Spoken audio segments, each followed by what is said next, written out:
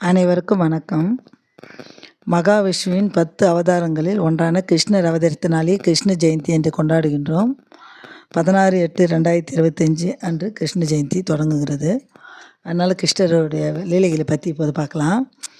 பிருந்தாவனத்தில் ஆண்டுதோறும் மழை வேண்டி மக்கள் இந்திரனுக்கு யாகம் செய்து வந்தனர். இந்திரன் தனது பதவியையும் வீரத்தையும் எண்ணி கர்வம் கொண்டிருந்தான். வழக்கம் போல இந்திரனுக்கு யாகம் செய்வதை தடுத்த கிருஷ்ணர் நமக்கு வாழ்வளிக்கும் பசுக்களையும் கோவர்த்தன மலைகளையும் பூஜிக்கும்படி சொன்னார். அதன்படி யாதவ குல மக்களும் இந்திரனை பூஜிக்காமல் கோவர்த்தன மலையையும் பசுக்களையும் பூஜை செய்தனர். இதனால் கோபம் கொண்ட இந்திரன் பல மேகங்களை ஒன்று திரட்டி கிருஷ்ணர் இருக்கும் பிருந்தாவனத்தை பெரும் மழை செய்து அழித்துவிட கட்டளையிட்டார். அதன்படி மழையோடு பெரும் காற்றும் வீசியது. இதனால் மக்கள் பெரும் அவதியுற்றனர். இதையடுத்து தன் மக்களை காக்கும் பொருட்டு கோவர்த்தன மலையை தன் சுண்டு விரலால் தூக்கி குடை போல பிடித்தார் கிருஷ்ணர். உடனே மக்களும் கால்நடைகளும் அந்த மலையின் கீழ் அடைக்கலம் வந்தனர். கிருஷ்ணரின் சக்தியை கண்டு வியந்த இந்திரன் தன் தவறை உணர்ந்து கிருஷ்ணரிடம் மன்னிப்பு வேண்டினான். நன்றி.